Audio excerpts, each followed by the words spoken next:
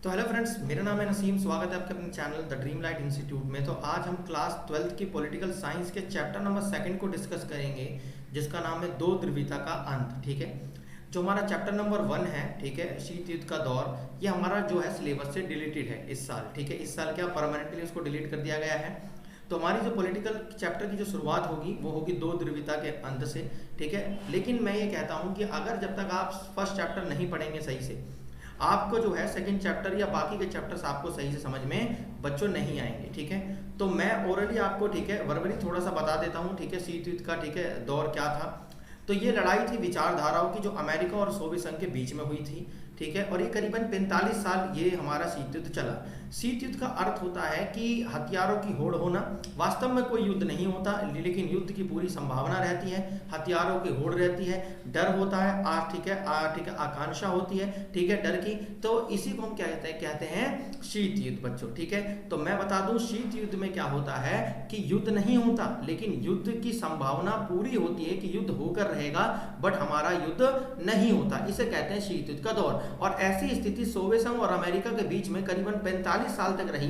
दोनों के बीच में वर्चस्व की लड़ाई थी, आगे समझ में कि कौन दुनिया का ताकतवर, ठीक है, देश बन के उभरेगा। ठीक है, और इन दोनों में विचारधाराओं की भी लड़ाई थी। ठीक है, अमेरिका जो था वो, ठीक है, पूंजीवाद व्यवस्था को बेहतर मानता था, और जो सोवियत संघ था वो समाजवाद व्यवस्था को बेहतर बच्चों मानता था। ठीक है, समाजवाद में समाज का कल्याण होना और ज्यादातर जो चीजें हैं वो सरकार के अधीन आना, ये हमारा समाजवाद था। लेकिन पूंजीवाद में सिर्फ जो इनका मेन मकसद था वो था आगे मूल को या पैसे को कमाना, ठीक है, लाभ को कमाना, और जितनी भी अधिकतम जो चीजें थी वो सरकार के हस्तक्षेप से बाहर हुआ करता था। तो अमेरिका इस पूंजीवाद को मानता था, पूंजीवाद को फॉलो करता था, और वो चाहता था पूरी दुनिया पूंजीवाद को मान के चले। और जो सोवियत संघ था वो ये कहता था कि समाजवाद बेहतर व्यवस्था है, पूरी दुनिया समाजवाद को, ठीक है, बेहतर मान के चले और समाजवाद को अपनाए। तो इन दोनों के बीच में ही शीत युद्ध का दौर चला।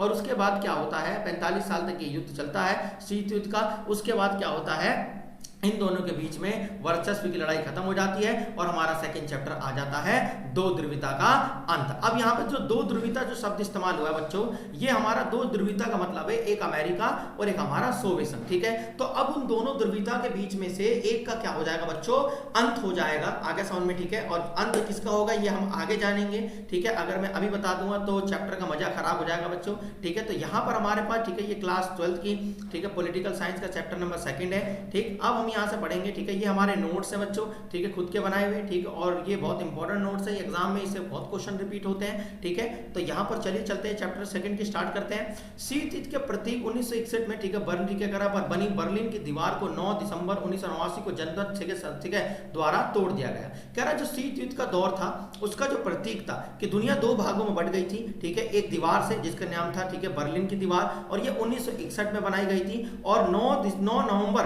1989 में ये जनमत संग्रह के द्वारा ये दीवार जो थी बच्चों तोड़ दी गई मतलब जनता द्वारा लोगों ने विद्रोह करा और इस दीवार को तोड़ दिया गया।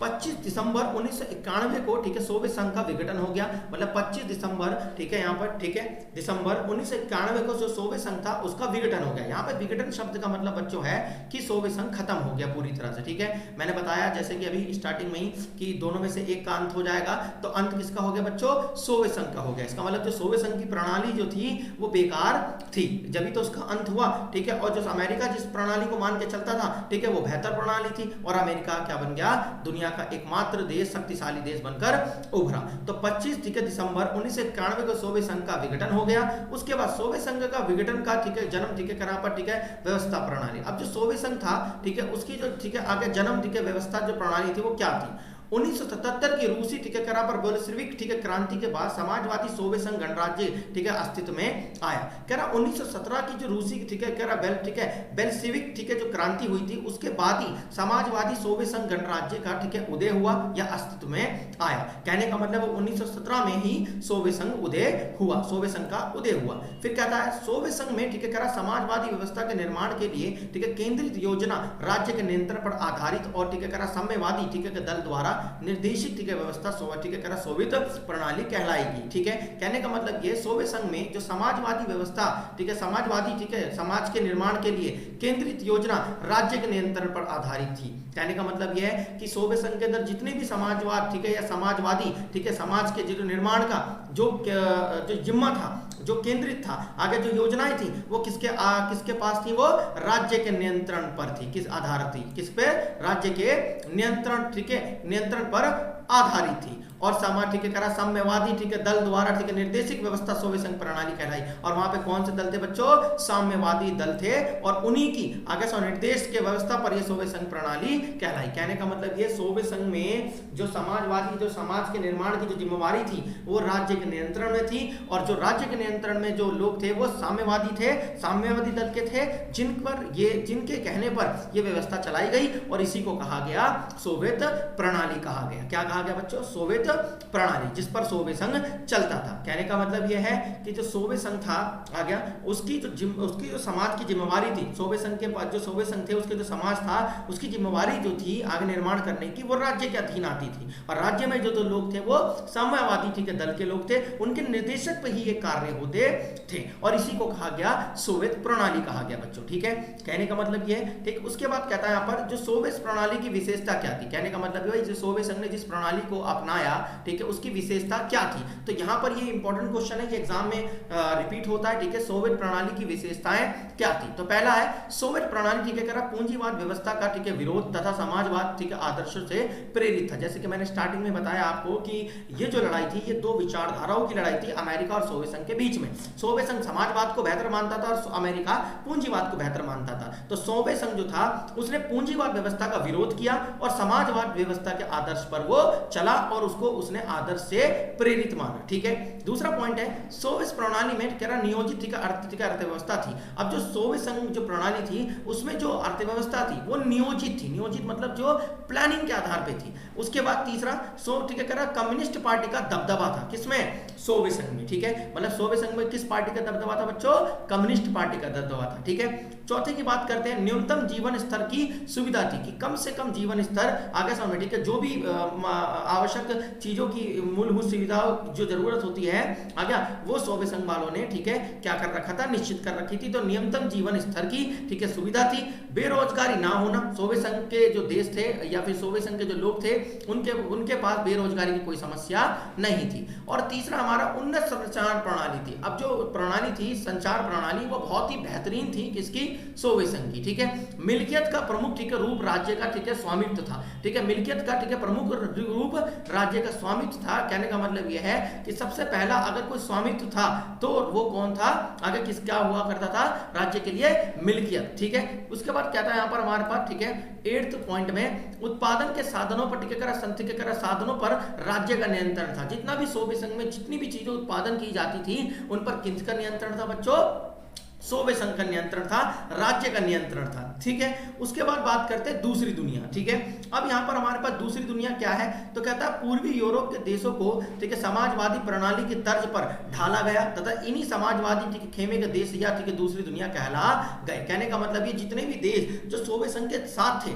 जो समाजवादी प्रणाली पर की तर्ज पर ढाले गए थे, मतलब जिन्होंने समाजवाद को अपनाया था, उसी को क्या कहा गया बच्चों, दूसरी दुनिया कहा गया। क्या कहा गया, दूसरी दुनिया। और पहली दुनिया जो थी जो पूंजीवाद व्यवस्था पे चल रही थी, जो अमेरिका के साथ जो देश थे उनको पहली दुनिया कहा गया, और जो समाजवादी व्यवस्था प्रणाली पर ढाले गए तर्ज पर, ठीक है, उनको क्या कहा गया, दूसरी दुनिया कहा गया। तो समाजवादी खेमे के, ठीक है, देश या, ठीक है, दूसरी दुनिया कहा गया। कहने का मतलब कोई पूछे दूसरी दुनिया क्या है, तो दूसरी दुनिया वे आगे सामने देश हैं जिन्हें जो सोवियत संघ के आगे सामने, ठीक है, प्रणाली पर, ठीक है, चलते थे या सोवियत संघ के कहने पर चलते थे। जिस सोवियत संघ ने समाजवाद को अपनाया तो इन्होंने भी क्या करा, समाजवाद को अपनाया और इनको समाजवादी प्रणाली पे ही दर्ज पर ढकेला गया। ठीक है, उसके बाद बात करते हैं, ठीक है, मिखाइल, ठीक है, करा पर, ठीक है, गोर्बचेव 1980 के दशक में, ठीक है, करा मिखाइल गोर्बचेव ने राजनीतिक सुधारों और लोकतांत्रिकरण को, ठीक है, अपनाया और उन्होंने, ठीक है, करा पुनर्याचन, ठीक है, करा पर, ठीक है, खुलेपन, ठीक है, के नाम से, ठीक है, आर्थिक सुधार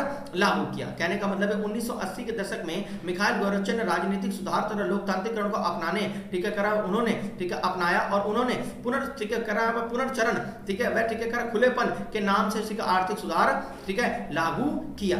ठीक, यहाँ पर 1980 के दशक में मिखाइल गोर्बचेव एक व्यक्ति थे जिन्होंने राजनीतिक सुधारा, मतलब राजनीति जो थी उसको सुधारने की कोशिश करी, लोकतांत्रिकरण को ठीक है उन्होंने अपनाया, और उन्होंने पुनर्चरण ठीक है वह खुलेपन के नाम ठीक है नाम से ठीक है आर्थिक सुधार लागू किए। मतलब मिखाइल गोर्बेचोव का कहना यह था कि सोवियत संघ की जो प्रणाली है उसमें जो आर्थिक ठीक है करा पर जो सुधार है उसको लागू करना बहुत जरूरी है, और साथ ही साथ ठीक है जो राजनीतिक सुधार है उनको भी करना बहुत जरूरी है। ठीक है, तो इसका मतलब ये कह सकते हैं कि मिखाइल गोर्बेचोव तो जो एक तरह से उन्होंने सोवियत संघ को एडवाइस दी थी, और उन्होंने कुछ देखा था कि भाई इसके आर्थिक स्थिति में कुछ समस्या है और राजनीतिक सुधार की जरूरत है, तो मिखाइल गोर्बेचोव ने सोवियत संघ को एक तरह से ठीक है सलाह दी। फिर कह रहा सोवियत संघ के समाप्ति की घोषणा। अब सोवियत संघ की समाप्ति कब हुई? 1991 में ठीक है करा पर ठीक है बोरिस ठीक है करा पर ठीक है येल्त्सिन ठीक है नेतृत्व में पूर्वी ठीक है यूरोप के देशों ने तथा रूस, यूक्रेन में ठीक है करा ठीक है बेलारूस ठीक है ने सोवियत संघ की ठीक है समाप्ति की घोषणा कर दी। तो ये अगर पूछा जाएगा तो 1991 में ठीक है इन देशों ने मिलकर सोवियत संघ की समाप्ति की घोषणा की थी कि भाई अब सोवियत संघ नहीं है और ना हम सोवियत संघ के साथ खड़े हैं। ठीक है बच्चों, ठीक उसके बाद बात करते हैं CIS की फुल फॉर्म होती है ठीक है, ये पेपर में आता है एग्जाम में एक नंबर में 1 मार्क्स MCQ में, स्वतंत्र राज्यों का ठीक है यहाँ पर राष्ट्रीय कुल, ये कुल ठीक है 15 नए देशों का ठीक है उद्भव हुआ। कहने का मतलब ये जो CIS थे इस ठीक है CIS में ठीक है कुल 15 नए देश का ठीक है उद्भव हुआ, ठीक है उदय हुआ, मतलब कि 15 नए देश बनकर निकले, और इसी संगठन को इन 15 संगठन के देशों को क्या कहा गया? CIS कहा गया। अब बात करते हैं सोवियत संघ के ठीक है विघटन के कारण। भाई सोवियत संघ खत्म हुआ ठीक है आगे सामने अमेरिका के सामने ठीक है, या बर्बाद हुआ या उसका विघटन हुआ, तो उसके क्या प्रमुख कारण रहे होंगे बच्चों? तो पहला है हमारे पास यहाँ पर ठीक है नागरिकों की राजनीतिक और आर्थिक आकांक्षाओं को पूरा ना करना। मतलब सोवियत संघ ने अपने नागरिकों की जो आकांक्षाएं थी आगे उसको उसने पूरा नहीं करा बच्चों। ठीक है, कहने का मतलब ये है जो भी वहाँ के नागरिक उससे उम्मीद करते थे सोवियत संघ की व्यवस्था से, सोवियत संघ की सरकार से ठीक है और वहाँ के नेताओं से, उन्होंने उसकी आगे समय ठीक है जो आकांक्षाएं थी वो पूरी नहीं करी। दूसरा कारण था सोवियत संघ के विघटन का, सोवियत संघ ठीक है करा पर सोवियत प्रणाली पर ठीक है नौकरशाही का शिकंजा। कहने का मतलब ये जो सोवियत संघ में जो अफसर थे उन्होंने अपना एक तरह से शिकंजा कस लिया था, और वो गरीबों की और जो आगे समझ में ठीक है जो नागरिक थे उनकी वो नहीं सुनते थे, वो अपना दबदबा को अपने दबदबे को कायम करना चाहते थे। तो इसको कहते हैं नौकरशाही का शिकंजा। ठीक है, फिर इसका तीसरा कारण था कम्युनिस्ट पार्टी का ठीक है अंकुश। अब जो इस पर जो अंकुश था आगे समझ में ठीक है मतलब जो कंट्रोल था वो पूरा कम्युनिस्ट पार्टी का ही था, और सोवियत संघ के अंदर और कोई पार्टी दूसरी या फिर कोई दूसरा नेता इस पर अगर चाहे भी तो व्यवस्था को बदल नहीं सकता था। तो कम्युनिस्ट पार्टी का बहुत ज्यादा अंकुश था, जिस कारण क्या हुआ सोवियत संघ का विघटन हुआ। चौथा कारण रहा संसाधनों का अधिकतम उपयोग परमाणु हथियारों पर किया गया। मतलब संसाधनों का जो प्रयोग है वो विकास के लिए ना कर उन्होंने हथियारों की ठीक है करा पर परमाणु हथियारों को बनाने में ज्यादा ठीक है यूज किया। पांचवा है प्रौद्योगिक और ठीक है करा बुनियादी ढांचे में पश्चिमी के ठीक है करा मुकाबले पीछे रहना शुरू हो गया। मतलब कहने का मतलब जो प्रौद्योगिक और जो बुनियादी ढांचा है सोवियत संघ उसमें पश्चिमी ठीक है जो देश थे उनसे पीछे होता गया धीरे धीरे करके। छठा है रूस की प्रमुखता। मतलब सोवियत संघ सबसे ज्यादा जो चलती थी वो किसकी चलती थी?